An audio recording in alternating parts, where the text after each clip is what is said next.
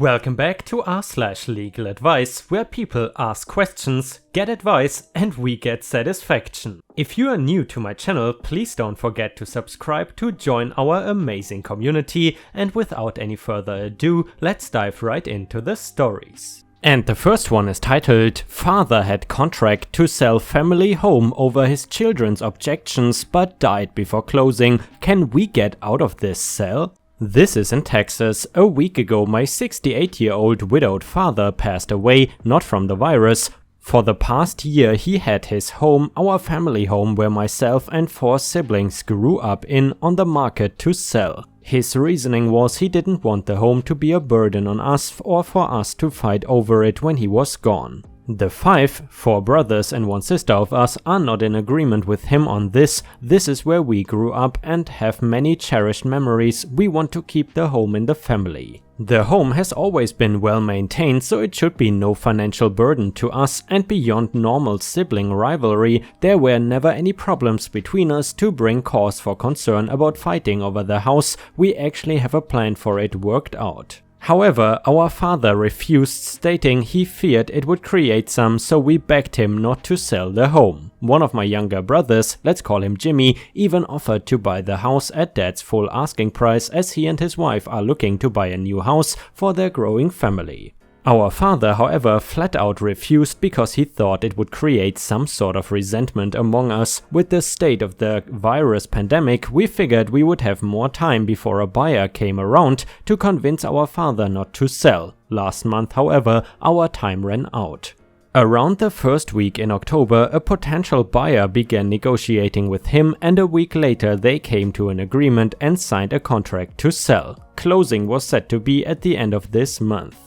On November 5th, however, my father suddenly died from a burst aortic aneurysm. After a small family-only ceremony at the cemetery, we decided to see if there was anything we could do to cancel the contract now that our father had passed. We would actually like to let Jimmy take ownership of the house and then divide the rest of the estate evenly. We are all doing well, so the finances are of little concern to us, and the fate of the more personal sentimental items were decided long ago. We spoke to the real estate agent who my father had listed and sold the house with, and he said it was impossible to cancel the sale at this point. He was so empathetic that we suspect he may be just trying to save his commission in a slow year. We next contacted the buyer, and they are absolutely unwilling to cancel the contract and even had a lawyer send us a letter threatening legal action against us. We are willing and offered to pay a penalty to cancel the sale, and I understand their frustration to have this taken away so close to closing, but this house means a lot to us and we want to keep it if at all possible. Can they force us to go through with this sale? And a user in the comments said, "Contact a probate attorney immediately. The house cannot be sold until an executor or personal representative is appointed. Further, did your father have a will? Most certainly, the sale will likely not happen on the original date of closing, therefore an extension will be necessary, and if there's no one willing or able to sign on behalf of the estate, the contract may be void. This is extremely complicated, and an experienced probate attorney is necessary ASAP. And another person in the comments said, "I agree with everyone else that the contract itself is still valid, sort of. However, the reality is that your father was the person who was party to the contract and he is dead. It is probable that his estate can be held to the contract, and you need to reach out to a probate attorney no matter what, but in the meantime it is probably best to let the real estate agent and the buyer's agent, don't let just one party be the voice here, know that, hey, since Dad died before he signed the sales contract, we are gonna have to start the probate process. We are reaching out to an attorney, but we will let you know when things will be able to move forward. With everything going on, we don't really have a time estimate, and that you understand if the buyers cannot wait an indefinite period of time to close. I would be careful with the language and would not normally suggest you reach out to the buyer's agent, but since your father's agent has every reason to make things seem as positive as possible.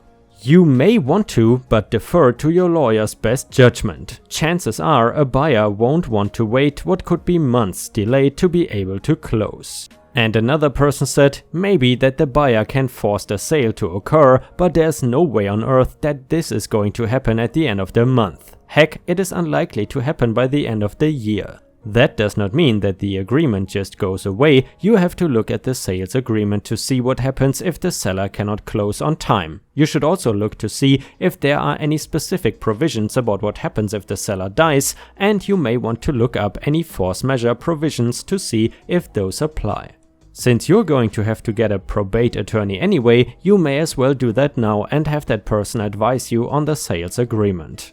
And I gotta say guys, that is a lot of quality advice, but I also have to admit this is a really crappy situation, and I cannot imagine how difficult it must be for OP to potentially lose the house he grew up in, even though him and his siblings have the money to keep the house. So many items with so much sentimental value could just be lost forever. Anyway, let's see what the update brings.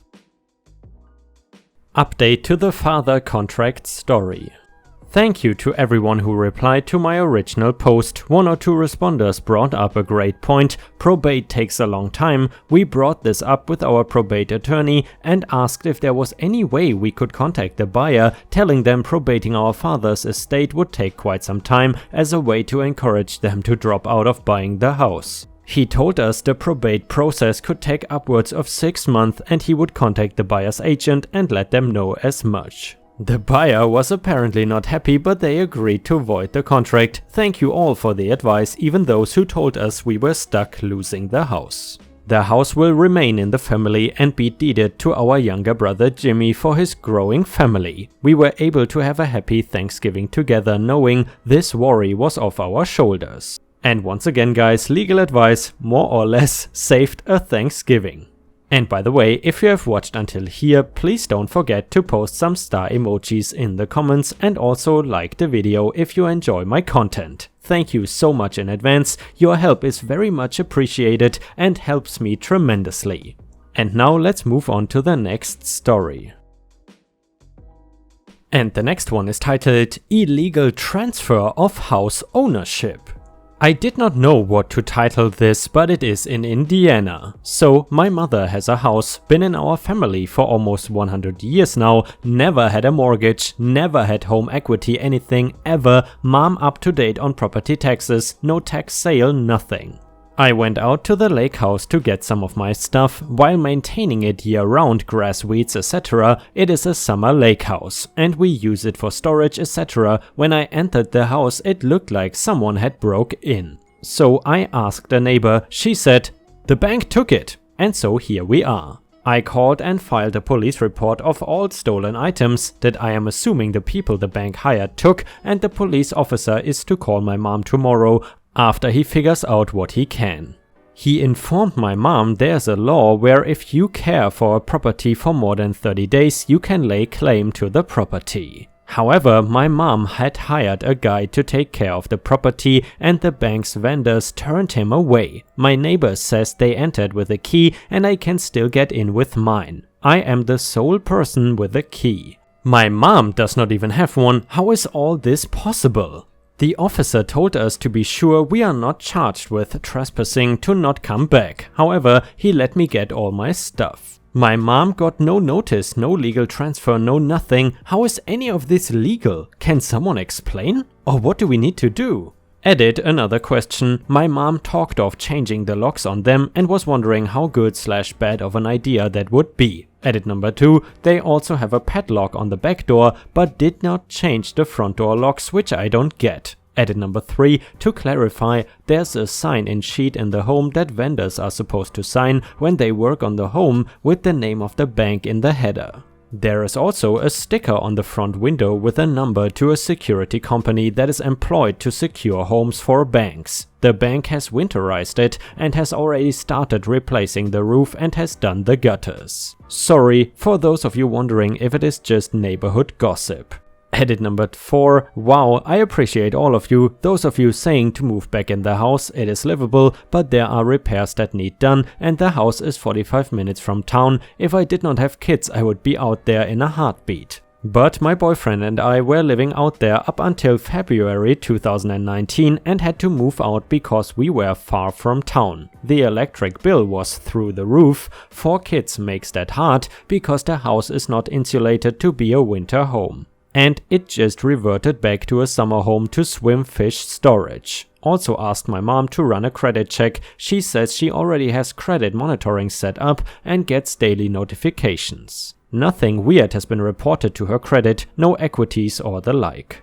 Update for now, the sergeant coming to take my mom's statement today. We are waiting. They spoke on the phone for a good hour. He pulled up her deed while on the phone and said he sees no cases for liens or foreclosure. And yes guys, from now on I would say lien.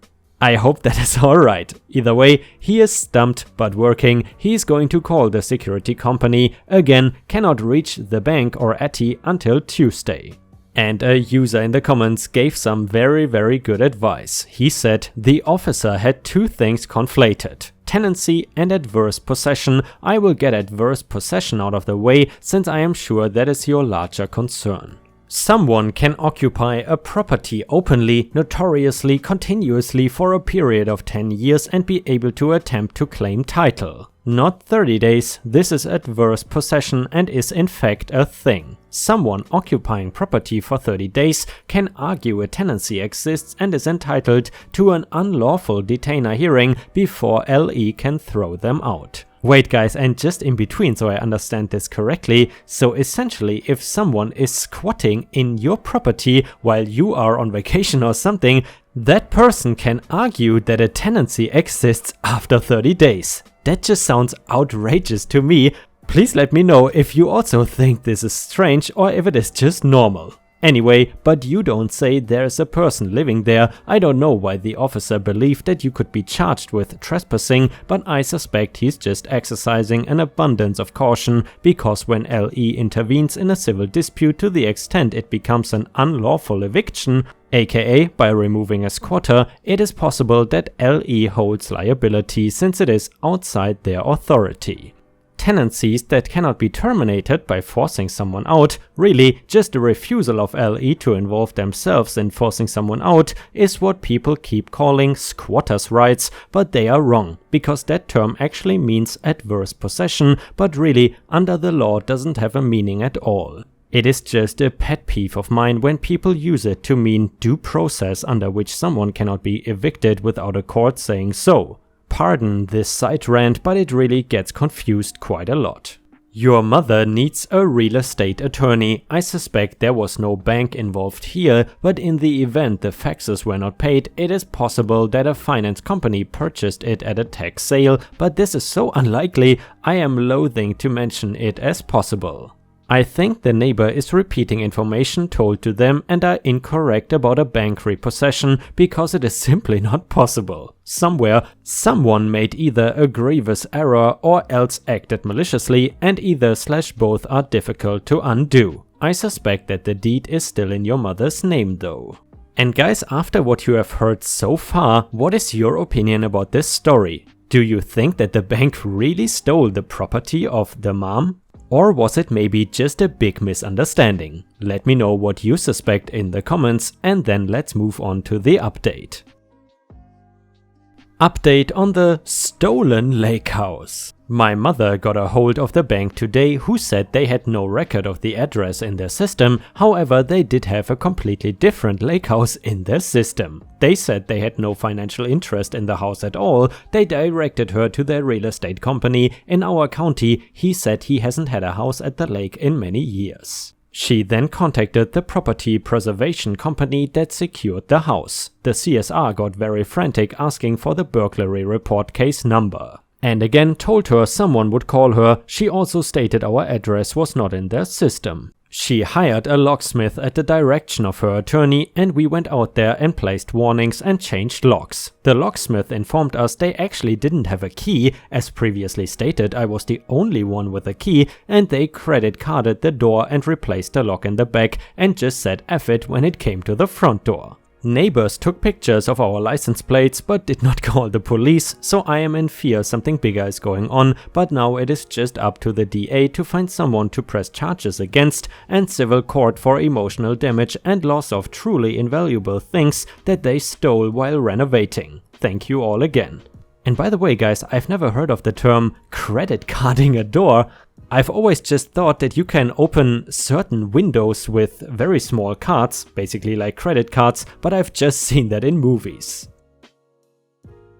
Possibly the final update for the stolen lake house. The detective solved the case. Property Preservation Company is claiming full responsibility. They had the wrong house. None of the houses they owned out there had lot numbers on them in the system, so they had just assumed and went with it. And yes, my mom is in contact with her attorney before she settles. There is so much more that goes into this than just $30,000 worth of missing things. She asked if the DA is going to take the case. He said they could, but he advised her to contact her attorney Monday before making that decision. The Lake Association had their monthly meeting, at which time the president informed everyone that the no trespassing signs were not real. So my take on the neighbors is they are just a-holes. But the detective called and talked to her, so I am sure they are aware now. I am ready for it all to be over and I appreciate the amount of notice this has gotten here. My family is very impressed with all of you.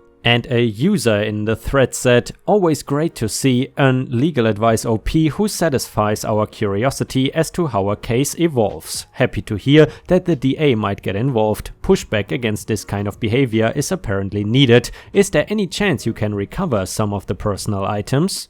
And the OP responded, not sure yet, sounds like we won't. When the detective talked to the vendor that was there in April, he said he did not see any of the items on the list, but when he spoke to the vendor that was there in May, he said he saw them all. And another person commented, it is so odd that the company would sink all that time and effort into starting renovations on a house without verifying that they had the right one. And then someone said, yeah, I'm really curious what this looked like on the bank's side of things. I would be extremely surprised if starting renovations on the wrong property was the result of a single point of failure. And OP answered, bank knew what houses were theirs. It is the preservation company's fault for getting the wrong home. It is common. And another user said, I worked in REO for years. While it is certainly not unusual for property preservation companies to screw up, approving any repair and renovation work, at least where I worked, was fairly involved. Before we ordered any repairs, we would already have a listing agent hired, have that agent complete a BPO, have multiple appraisals on file, would have bids from multiple contractors, and sometimes would even have an inspection from an actual bank employee, all of which comes with photos. In fact, we wouldn't have even approved the trash out of that volume without multiple bids, not to mention prior eviction proceedings. Even ignoring our other bank-side risk management procedures for checking up on our property preservation companies, I am struggling to imagine how no one would have caught this mistake well before any major work was authorized. It is bizarre and to me is a clear sign of some very poor or very poorly implemented procedures. And yes guys, that is how the story ends for now, so at least we can say the case is more or less settled because we know who did this. However, I also contacted the OP to know whether or not they got some of the items back or possibly got money in return. However, the OP hasn't responded yet. So therefore I would say this story is maybe about 60 to 70% finished, so in case I hear more I will keep you posted. I hope that is satisfying enough for you. And the last one is titled, Ex-husband forged my name as a co-signer to a student loan 12 years ago. This private student loan originated back in 2008 when we were still married. In 2013, after we were already divorced, is when I learned about him adding me to the loan. I was furious. He begged me not to report him to the police and that he would keep up with payments. Forgery/fraud can carry a 10-year prison sentence here in Georgia, and I was not interested in ruining his life. I just wanted my name off the loan. After some time, he said he would consolidate the loan and that would remove me from the loan and not to worry. 12 years later and the account has finally gone past due. He never consolidated the loan and now I am receiving phone calls from the loan servicer. This loan was first with Chase and then it got sold to AES and then it got sold to Navient, so trying to keep up with where this loan has gone is proving to be a challenge. I filed a police report and received a fraud packet in the mail from Navient and have been in frequent communication with them. For others in this situation, what did you do to get it resolved? I wish I had done this in the beginning, but I wanted to be the bigger person and give him an opportunity to make it right. He failed, obviously, and because this happened so long ago, I would like to know if there are other steps to take. Thank you. And a commenter said, you should have filed a complaint way back in 2013. At this point in time, you can file a new complaint and try like hell to get your name off that loan. Update to the ex-husband forged my name story. I was able to get my name removed from the loan and the loan has been removed from my credit report. Here's what I did. Number 1, I stayed in near constant communication with Navient and I do believe that me being really honest with them and communicating nicely helped. They are just people doing their jobs. Number 2, I made a police report against my ex-husband and the police department never contacted me. The detective on my case never responded to my calls and emails. Surprise, but it helped my case that I filed, so if this happens to you, just know that filing the report is a good step. Number 3, I submitted my fraud paperwork/packet 2 ways and made copies for myself. There had been a snafu and they claimed they did not receive it, and I was able to confirm both methods of delivery and it was found. Number 4, I know that the advice is typically don't speak to the other person involved, but I did reach out to my ex-husband and was able to get him to admit to what he did through email. I was able to forward the email to the fraud investigator of my case. This ordeal was so stressful, but I learned a lot. I was really grateful to the Navient people that they were so helpful and hardworking and who took the time to really investigate my case. If you are ever in a situation where someone co-signs your name on a loan without permission, these tips really helped me. Number 1, communicate kindly and respectfully to the loan servicer. They are just doing their job. I believe that this is one of the biggest things that helped me. Number 2, if you can find a way to have the other person admit guilt, it might be worth it. If you need to think about your safety, definitely don't do this, but it might be worth it to prove your case. Number 3, keep a thorough paper trail once you report the fraud and fill out the paperwork perfectly. Include as much evidence as you can. And the biggest tip I can give: if someone co-signs your name on a loan, report them to the police immediately. Even if it is someone you love or loved, a family member, a friend, report it to the police. I would have saved myself a lot of time and worry if I had just done that. I'm so happy to be free of this burden. Thank you to those who commented. And guys, unfortunately we have already reached the end of the video. I hope you enjoyed today's stories, and if you haven't already, please also go to patreon.com/ripeyoutube, where I upload exclusive Reddit videos starting at just $3 a month. This is a great way to support me in case you are interested, and the chance for me to become independent from YouTube revenue. Thank you so much for watching. Please don't forget to subscribe and like the video, and I hope to see you again tomorrow.